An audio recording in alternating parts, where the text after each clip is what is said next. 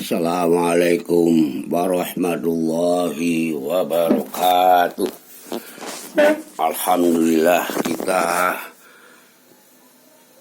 melanjutkan taklim dalam rangka bersyukur kepada Allah berkat rahmat Allah yang maha kuasa. Kita diberi kemerdekaan dari kolonialisme, imperialisme bangsa asing, dari Belanda, Hollandia, dari Jepang dan Inggris dan sebagainya. Pada tanggal 17 Agustus 1945 hari Jumat Legi 9 Ramadan 1364 Hijriah ini. Jumat Legi 1364 Hijriah 9 Ramadan ini. A'udzubillahi minasyaitonir rajim. Idza jaa nasrullahi wal fathu. Tatkala hadir, datang pertolongan Allah diberikan, terjadilah al-fathu, terbukanya kota Mekah. Nah, di bulan Ramadan juga kota Mekah merdeka dari jahiliyah itu, penguasaan kaum jahiliyah Quraisy, 21 Ramadan ya. Nah, ini sekarang untuk Indonesia, negeri kita ini, di mana kita dilahirkan, punya milik, punya tanah, sebagai tumpah darah kelahiran kita upaya lebih menghayati juga dalam rangka menanggung jawabi kemerdekaan Republik Indonesia ini, yakni pilihan tanggal 17 Ramadan ini, 17 Agustus ini. Dalam catatan sejarah, Bung Karno punya pemahaman hikmah ya, pilih tanggal 17 karena kaya dengan angka 17, sholat 17 rakaat. Juga 17 itu dipercayai sebagai nuzulul Quran. Al-Quran turun pertama, Iqra itu akhirat. Ini alhamdulillah kita bersyukur ini. Kemudian penentuan ini ada sedikit cerita yang bisa kami sampaikan. Penentuannya itu ternyata ada catatan sejarah di sini yang kami kutip dari buku Abdi Sejarah jilid 2. Ini Profesor Mansur Suryanegara ini, cetakan 2015 halaman 144 ini, bahwa Kiai Haji Abdul Mukti pimpinan Persyarikatan Muhammadiyah ya, Madiun itu, dari beliaulah Bung Karno mendapatkan kepastian waktu yang baik untuk proklamasi pada 17 Agustus 1945 itu. Apabila tidak diproklamasikan pada tanggal tersebut, hanya akan menemui hari yang demikian bahagia ini kemungkinan 300 tahun yang akan datang. Ini catatan footnote kakinya diterangkan oleh Profesor Mansur bahwa Kiai Haji Abdul Mukti ini pada tahun 1967 ya, dalam seminar sejarah perjuangan umat Islam Indonesia di gedung PII Menteng 58 Jakarta, menunjukkan kepada penulis pengarang buku Abdi Sejarah ini tentang kesaksian dengan tanda tangannya beberapa tokoh yang hadir dalam proklamasi, yang membenarkan bahwa penentu proklamasi pada 17 Agustus 1945 itu adalah Kiai Haji Abdul Mukti dari pimpinan Muhammadiyah Madiun. Nah, dalam catatan sejarah juga diceritakan Bung Karno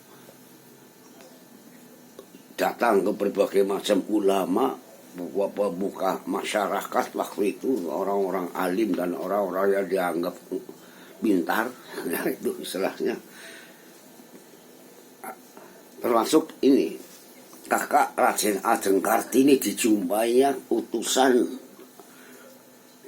Bung Karno kepada Dr. Soeharto waktu itu, dokter ya yang mendampingi kesehatan Bung Karno, menghadap kepada Dr. Andes Sosrokartono, kakak Raden Ajeng Kartini yang dianggap paranormal kalau istilah sekarang, ngerti sak durunge winarah, supaya jangan ragu lagi menentukan Indonesia itu harus merdeka, pasti merdeka. Memang banyak kesulitan ini, jadi tidak menentukan tanggal tapi harus meyakinkan dengan segera katanya, dan sebagainya ini. Dan dalam proklamasi ini sedikit cerita kisah masyhur tentang penculikan Bung Karno Bung Hatta ke Rengas Dengklok ya, itu tanggal 15 tadi malam Kamis itu dipaksa untuk proklamasi tengah malam oleh sejumlah pemuda antara lain Soekardi dan Wikarna, itu kelompok nasionalis sosialis katanya. Tidak mau, akhirnya dibawa ke Rengas Dengklok, dipaksakan untuk memimpin revolusi sosial dari sana katanya. Nanti di sana bertempat tinggal di rumah seorang Tionghoa, Asyong namanya. Tetap tidak bisa dipaksakan untuk Bung Karno proklamasi dari Rengas Dengklok atau memimpin revolusi. Pagi harinya tanggal 16 ya, dijemput oleh Mr. Ahmad Subarjo dengan teman-teman, didampingi oleh pasukan peta pengawalannya, dibawa pulang ke Jakarta. Malam harinya akhirnya diberi fasilitas untuk tempat perundingan dengan para tokoh pemuka besar waktu itu di rumah Laksamana Maega, penguasa Jepang dari Jepang waktu itu, sampai sahur ya, sampai sahur. Nah ringkasnya, sampai sahur itu didiktekan oleh Bung Hatta. Bung Karno menulis bersama-sama Bung Hatta ini, didiktekan namanya ini. Ya ini ditulis dengan tangan Bung Karno. Kalimat pertama diambil dari Prembaul atau Muqaddimah Piagam Jakarta 22 Juni 1945. Di situ ada kalimat kami, bangsa Indonesia dengan ini menyatakan kemerdekaan Indonesia. Semula Bung Karno merasa cukup dengan teks tersebut. Ya, atas usul Bung Hatta ditambahkan dengan kalimat kedua, hal-hal yang mengenai pemindahan kekuasaan dan lain-lain diselenggarakan dengan cara saksama dan dalam tempo yang sesingkat-singkatnya. Kemudian ditawarkan oleh sejumlah yang hadir pada waktu itu supaya tanda tangan semuanya, dan setuju. Namun Sayuti Malik mengusulkan cukuplah diwakili 2 orang saja, Bung Karno dan Bung Hatta, atas nama bangsa Indonesia, tanda tangan. Kemudian tulis tangan yang dicoret-coret diketik kembali rapih oleh Sayuti Malik. Sayuti Malik itu sampai sahur subuh itu. Kemudian pulang pada pagi hari, kumpul di Pegangsaan. Acara Pegangsaan nomor 56 itu adalah perlu dicek kembali, diverifikasi, yaitu rumah Arab Syekh Martak, Faris Martak, rumahnya orang Arab itu. Jadi dalam panggung proklamasi ini ya, banyak orang berjejer di berbagai suku bangsa di situ ternyata. Jadi kalau tuan rumahnya orang Arab dan mungkin keluarga Arab, Bapak Habib, Bapak Syekh ada di situ, ya udah selayaknya. Tapi menentukan bahwa siapa itu, apa mbahnya Habib Rizik Syihab, Bapak Quraish Syihab, itu adalah suatu hal yang perlu ditentukan kembali. Kebenarannya pada siapa saja yang ada di panggung proklamasi pagi hari itu tahun 10. Ini perlu saya sampaikan, perlu perbaikan mungkin yang pernah kami sampaikan di berbagai macam forum tentang nama-nama yang ada di panggung proklamasi itu. Alhamdulillah lancarlah proklamasi dibacakan oleh Bung Karno dan diterangi oleh Bung Karno Bung Hatta atas nama bangsa Indonesia. Inilah hal-hal yang perlu kita syukuri bersama.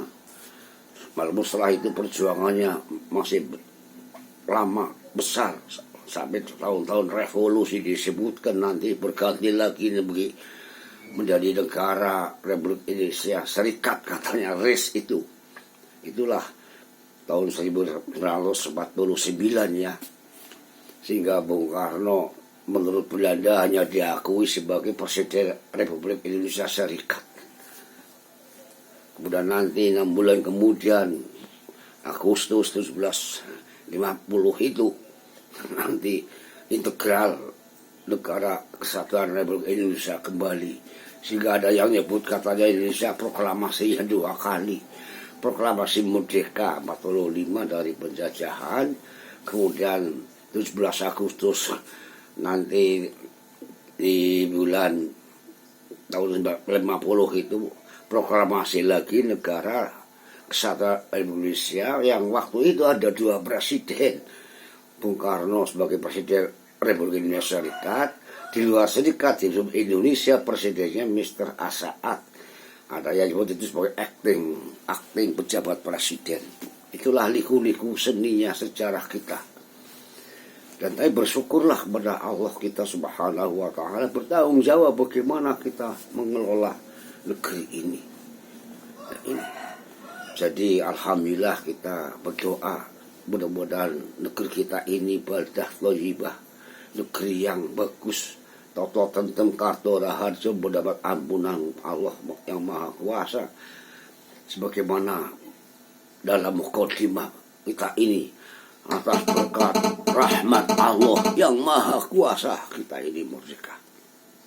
Itulah syahadat bangsa Indonesia, kesaksian adanya Allah yang Maha Kuasa. Maka saya pernah menyebutkan Indonesia bersyahadat dalam mukadimahnya itu.